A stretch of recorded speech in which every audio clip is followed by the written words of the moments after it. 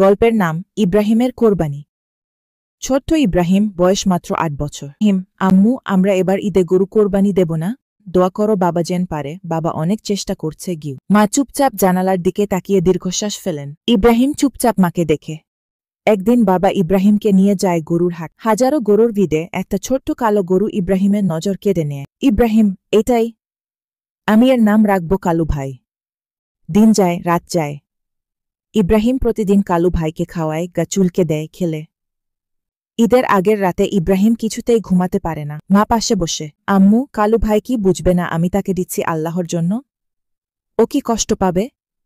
মা হালকা গলায়, আল্লাহর জন্য কিছু দিলে সেটা কষ্ট হয় না রে, সেটা হয় ভালোবাসা। তুইও এই কোরবানির অংশ। ইব্রাহিম চোখে পানি নিয়ে চোখ বন্ধ করে। ঈদের সকাল, মানুষজন মাঠে কোরবানির প্রস্তুতি নিচ্ছে। ইব্রাহিম চোখ বন্ধ করে ফিসফিস করে, আল্লাহ, আমি তোমার জন্য দিচ্ছি কালু ভাইকে, তুমি ওকে ভালো রেখো।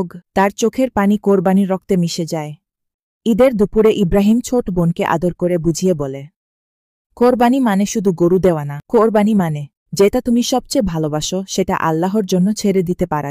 পেছনে মা বাবা তাকিয়ে থাকেন, চোখে জল আর গর্ব মিশ্রিত হাসি।